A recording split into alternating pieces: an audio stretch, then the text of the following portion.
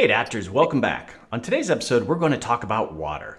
The Great Lakes are the most extensive freshwater system on the planet, providing drinking water for 40 million people. Unfortunately, they suffer from numerous threats. Great Lakes Waterkeepers work to protect more than 30,000 square miles of waterways by speaking up for clean water and healthy communities. Joining me today are Cheryl, Nenn, and Jill Jedlicka. Cheryl is with the Milwaukee Riverkeeper, where she's been for over 18 years. Cheryl identifies sources of pollution to Milwaukee's rivers, actively patrols rivers for issues of concern, and looks for collaborative solutions to these problems. Jill has been with the Buffalo Niagara Waterkeeper since 2003, serving as executive director since 2012. She helped secure and implement over $100 million in investments toward Western New York's waterfront, ecological, and economic resurgence. Hi, Cheryl and Jill. Welcome to the show. Hi, Doug. Thanks for having us. All right, we're going to be talking water, a very favorite subject of mine. But listen, let's just jump right into this. Let's maybe provide some framing of what you guys do. And Cheryl, I'm going to start with you. What is a waterkeeper? Yeah, so a waterkeeper is really someone who speaks for their waterway. We often say that we're the biologists, lawyers, chief advocates, spokespersons for our waterways.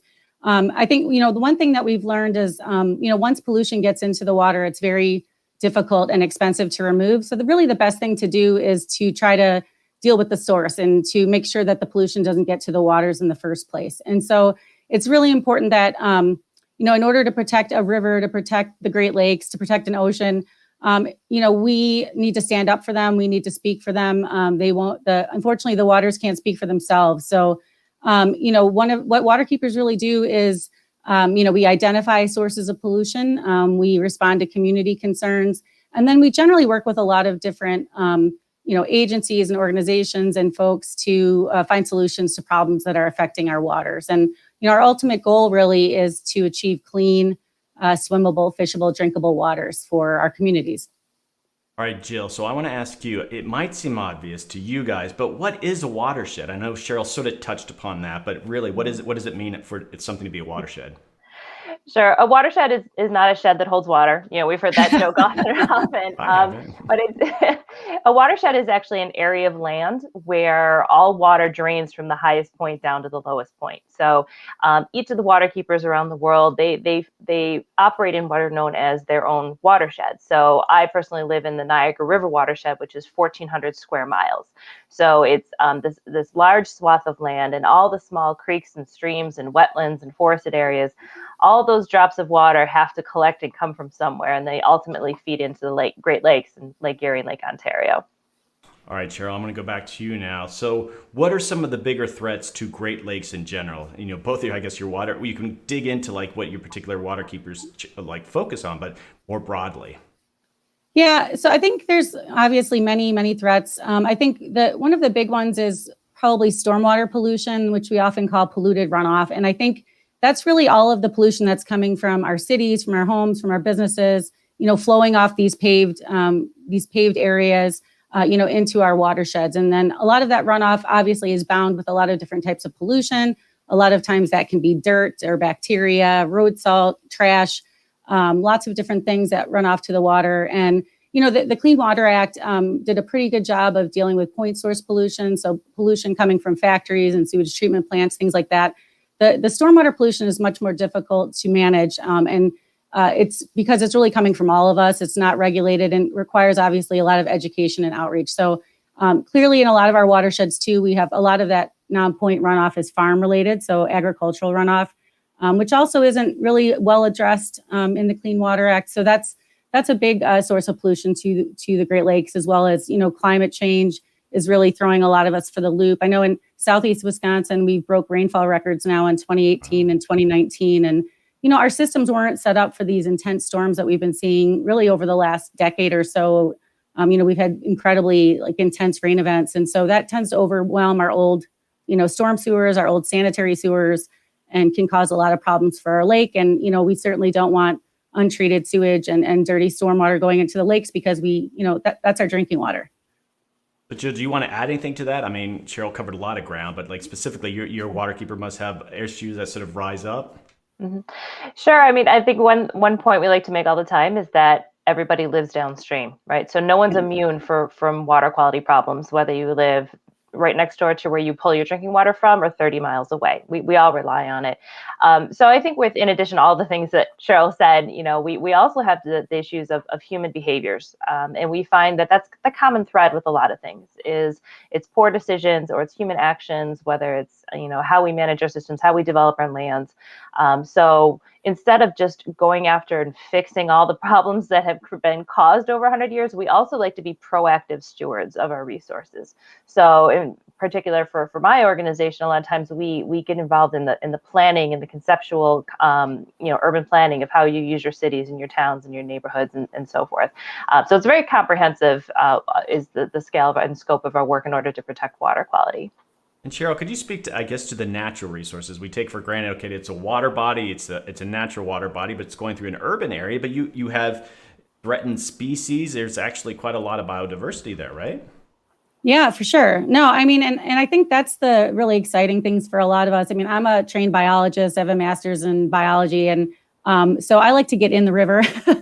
And a lot of the work that we do, things like removing dams, for example. We're in Milwaukee removing concrete channels. We channelize a lot of our rivers with concrete, thinking that would help us with flooding, and it just caused a lot of other problems. But we got to a point here, especially with the history of industrial pollution, that a lot of our rivers were, I wouldn't say essentially dead, but not doing well. And I think a lot of the improvements that we've had here in improving sewage treatment and essentially removing dams, removing obstructions to the migration of wildlife and fish in particular and other aquatic life in our streams has had a major difference. Like we've gone from 4 species of fish in downtown Milwaukee to about 40 species of fish. Wow. So we have we do have threatened mussel species. We have threatened fish species. We're working really hard to. We have a lot of partners in the region that have been reintroducing small sturgeon hatchlings. And, sturgeon can live like 100 years, and it takes them 25 years to reproduce, the females at least. The males are faster, but they have to wait for the females to catch up. But, we just saw last week an actual sturgeon that had been released come back up to our river after about 13, 14 years. So we're really excited. And I think, even within the city or, even within the city of Milwaukee, we do have amazing wildlife. And we have an interesting watershed. It's 900 square miles, but the upper portion is still fairly natural, fairly rural. And, up there we have just startling diversity, not only in the river, but of the wildlife that use those natural areas and corridors in the watershed as well. They also really depend on clean water and us just protecting those areas next to the streams and the headwaters of our streams, because not only are those real hotbeds for biodiversity, they also really help filter pollution, help infiltrate floodwater, and are just so important for so many different reasons. Jill, I want to give you that same opportunity, like the Buffalo Niagara area in regards to its biodiversity and natural resources, anything that sort of stands out for you. Oh, I could do a whole show about that, about what it stands out about it. Well, here in the Niagara River corridor, we live on something that's called the North American Migratory Bird Flyway. It's substantial. So the Great Lakes not only are critical for the people and the critters that live here, it's also the migrants and those who travel through here on their journeys north and south as the seasons go. So on our waterfront, collectively, we could probably see over 300 different species of birds, and depending on the time of year. So the bird species, the fish species diversity is incredible. Lake Erie is the most productive fishery of all the Great Lakes, and world-class bass and recreational fishery. So again, it's you've got the fish and wildlife, but you've also got the human interaction and the recreation. In terms of pressures on our watershed, and this is probably ubiquitous with all of the Great Lakes, is we have probably well over 185 invasive species that are known to exist here in the Great Lakes. So it's hard enough to fight against the invasives that but it's also very challenging to prevent future incursions and future invasions of other invaders. Through ballast water, through shipping, through direct placement. We've got the Asian carp issue with the artificial connection between the Great Lakes and the Mississippi River Basin. So there's a lot of challenges in terms of how do you balance what's here versus what's being introduced, and what can you possibly do to get rid of these invaders as well. So. Well, I would like both of you to answer this question. Cheryl, we're going to start with you. Like, climate change is becoming this issue, and I think it touches upon invasive species. But what unique challenges is climate change going to, I guess, for your watershed? What are you anticipating? Yeah. the biggest thing that we're really seeing is more rainfall, and and not only more rainfall, but coming down in incredible amounts in very short periods of time. A lot of our cities were built to quote unquote withstand the 100-year storm, and I think that was meant to be like this rare storm that had a 1% chance of happening in any year, like one in every 100 years. Well, we're seeing those 100-year storms now. I think we've had like 7 in the last decade here. We had some 500-year storms. So storms that are dumping, over 4 or 5 inches of rain in a period of hours. And there's just no way that any city in the Great Lakes, certainly, or in America, can handle that kind of volume of flow. And we also have this kind of twin problem of, we have old sewers. We have sewers in our towns, especially kind of West Bend and Milwaukee, some of our older towns in our area that, are 100 years old or longer, or older or more. And, they also need to be replaced. I mean, we drastically need more money for infrastructure to, upgrade a lot of our pipe systems. And that kind of twin challenge of the increasing rainfall and failing pipes is a big thing.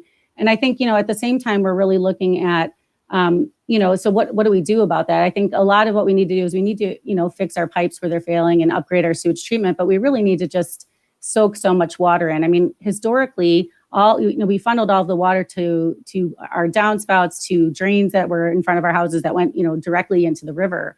And that also causes a lot of flooding problems. And, Milwaukee, we're spending probably well over $1 billion on dealing with flooding issues. So, I think, we need all of this water to soak in and not run off to the rivers and not run off into the sewers. And a lot of that's, things like rain barrels and rain gardens and, different bioinfiltration systems. And so, that's a real trend, I think, really throughout the country and also around the Great Lakes. But I think because of a lot of how old a lot of our cities are and the need, climate change is a really big challenge for us from that rainfall perspective. But I think we're also certainly very concerned about flooding issues. And one of the things that we're most proud of, we're able to basically protect about 800 acres of land and 8 miles of river and something we call the Milwaukee River Greenway, which is a whole area that used to be underwater before we took out this dam downtown called the North Avenue Dam, kind of in the late 90s. But the long and short of it is we've created a giant sponge upstream of the city of Milwaukee that can take a lot of that flood water from the Milwaukee River, allows the river to overflow and soak in. And, I think really will protect the city. And we're working constantly to remove invasives and plant and just restore that whole area, put in trails for the community. And so I think there's a lot of things that we can do that help make us more resilient to climate and to like these extreme weather events, and also are really good for the rivers. All right, Jill. Yeah. Well, what can I say that Cheryl hasn't already said? No, it's a lot of similar problems, depending on where you are. But I think with climate, the challenge that we have with educating people about potential climate impacts, what we're seeing, what we expect to see in the Great Lakes Basin, is it's not necessarily all that we've talked about, that the majority of the population knows about ocean coasts and just the rising sea levels, and that's it. Climate change and rising sea levels, end of story. It's a little bit more complex than the Great Lakes because it's all about the extremes and how these systems respond to it. So you can have lakes that, some are record highs while at the same time they're record lows. And that happens sometimes here in Western New York with our 2 lakes, with Lake Ontario and Lake Erie, because Lake Ontario is managed differently than Lake Erie. But the biggest impact that we are seeing is from those extreme storms. And there's data and damage and evidence to demonstrate it's happening year after year after year. Just last year, we had 2 major lake stage events, and Buffalo being on the eastern basin of Lake Erie, there's 180 miles of Lake Erie open water where you get a storm system coming in from the southwest. It picks up those winds and it pushes the entire lake into the front yard of Buffalo, and you can have a 9-foot swell of water being pushed in the stream. And so we've seen tens to 20s of millions of dollars in damage in our infrastructure of our breakwaters, our parks, our waterfront parks, our infrastructure. And once those pieces start to crumble, that it starts to accelerate. And we are seeing that in the last couple of years. The damage is just accelerating upon itself. Right. I don't know if I can add just a quick thing too. I mean, we have the same issue here, and in Lake Michigan reached its record high, I believe, last year, or maybe it's actually 2 years ago. But I mean, we've had really high water levels that have been between 3 to 4 feet higher than average for the last several years. And I think it was about 5 or 6 years ago we had record low. And so we have that volatility that Jill's talking about. But I think the other thing that's interesting and kind of alarming is that there's some data that the water temperatures are warming in the lake, especially at the lower levels, that might impact the mixing of the lakes. And that's very important for the critters that live in the lake, the amount of oxygen that's available for them. But we also aren't getting ice cover. We had very low ice cover this year throughout the Great Lakes. So, that technically could allow for more evaporation, but it also means that when we didn't have ice, these big storms that Jill's talking about just hit the city with full force. They used to hit like sheets of ice, and now they're hitting like our beaches and our natural area bluffs, and hitting the port of Milwaukee. And we also had 2 really bad storms last year that caused a lot, millions of dollars of damage. And so, unfortunately, I think that's another trend. In Milwaukee, I know we have people have changed most of their piers to floating structures, but our water levels were so high in Milwaukee, they were going over the seawalls. In some cases, people had to actually add seawall or add kind of more, infrastructure so that the piers could go up even higher. So it's a real challenge for us in the Great Lakes in particular. And, again, another huge cost to try to make ourselves resilient to that. Okay, Jill, so Waterkeepers have a great reputation of working with volunteers and generating citizen science. Can you talk a bit about that with your organization? Sure. I think in my entire professional career, I've never come across another organization that can mobilize and empower citizens to take action like Waterkeeper can, and Waterkeeper Alliance and the keepers around the world. And there's power in the individual, power in the people, not just to mobilize, to advocate and steward and take care of these waterways, but the science and the data that is collected is critical to a lot of local and regional decisions that are made every day. And for example, my organization has been doing water quality testing in and around our watershed for multiple decades now. And that's consistent data that keeps coming in. So it just doesn't depend on funding from a government agency or whatever administration is in that believes in science or wants to use science to make its decisions. By having these organizations and these frontline individuals and volunteers out there committed, they're just there to protect the resource and to get this data to inform the decision makers and to inform and document what's happening in our watershed. We have several formalized programs through this. So we have, and many of our keepers do, through what's called River Watch, where we actually train individuals to understand the different parameters that they're testing for. We also have a Restore Corps, which is an army of volunteers that are also trained and learn how to do shoreline restoration. So we just talked about climate impacts on our coasts and coastal resiliency, but to get an army of individuals out there to help plant thousands of trees and grade shorelines, and you're not only collecting the data, but you're also affecting change and physically protecting these shorelines. There's nothing that beats having a bunch of volunteers work with you in your organization. Cheryl, did you want to speak to that at all? With, I guess, in your group?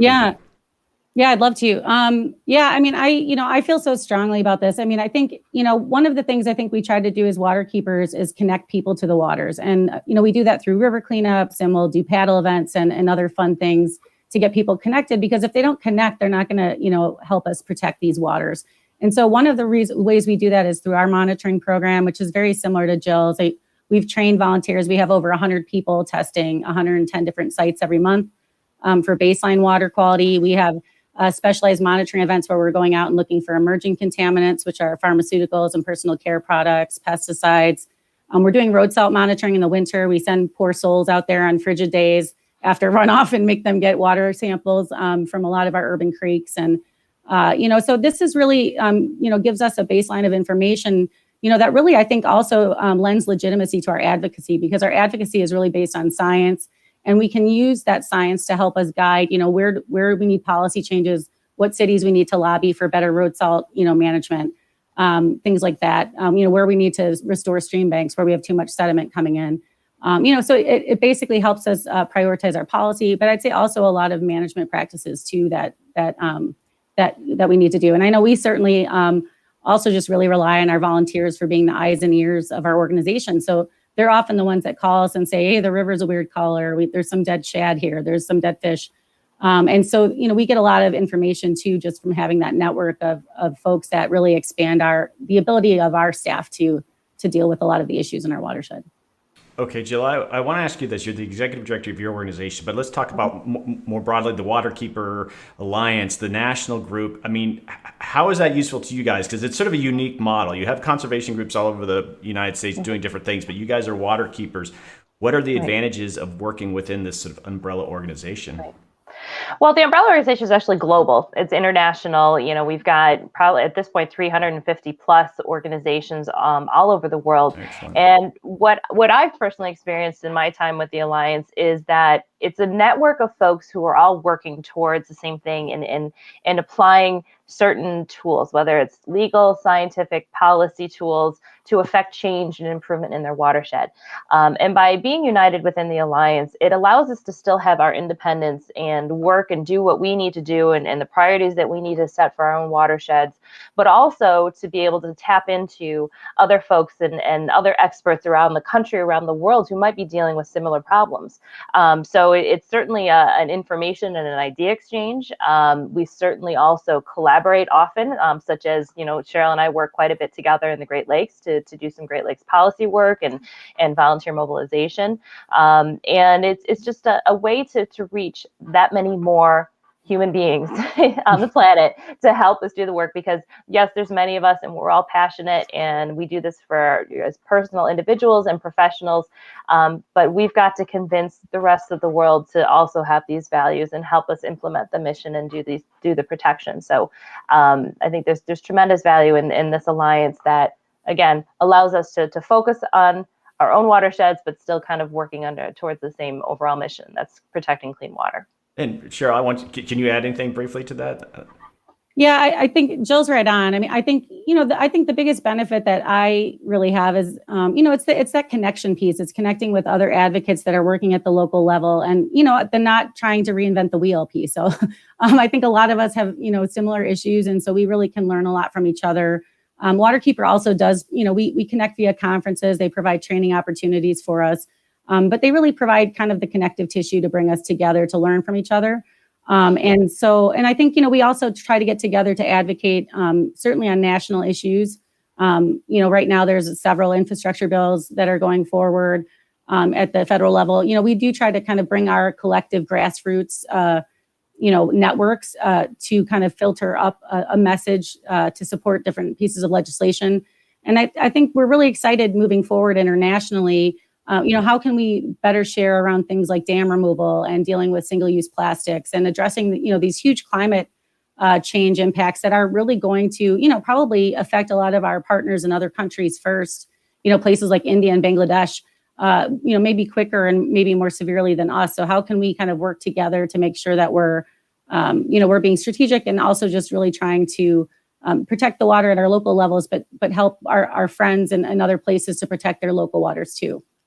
All right, we need to wrap this up, but I wanted to just, give you guys an opportunity. Like, Jill, let's start with you. Like, let's say someone wants to get involved, wants to volunteer, be it your watershed or more, they're in a different watershed in another part of the country. What can you share with them? Well, there's, lots of information available online. So you can reach any waterkeeper in the world through the website, through the Waterkeeper Alliance. And it's waterkeeper.org, I think, is the national. So I hope I got that right. So people can access it. And you can do a search and you can find your waterkeeper in your watershed. And as far as ours, we're bnwaterkeeper.org. I've been blessed to be able to work with a full-time staff of 26 professionals. And each and every one of us are willing to talk to anybody about any issue if they want to give us a call. And Cheryl. Yes. People can find us at MilwaukeeRiverkeeper.org. And I think we're at MKE Riverkeeper on all of the social media channels.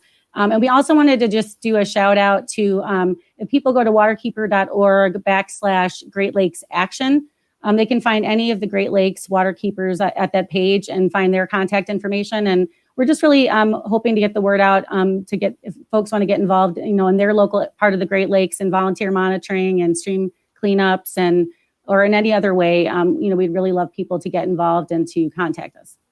All right, Cheryl and Jill, you're doing fantastic work. Appreciate you coming on Simpatico. There's been some chatter that I'll read when we get into the just chatting section, and we'll have all the websites and stuff on the page for this particular episode so people can follow up nicely. But thanks again for what you're doing, and thanks for coming on Simpatico. Thank you. Thanks for having us. All right, so hold on. We'll be right back. We're going to go into just chatting.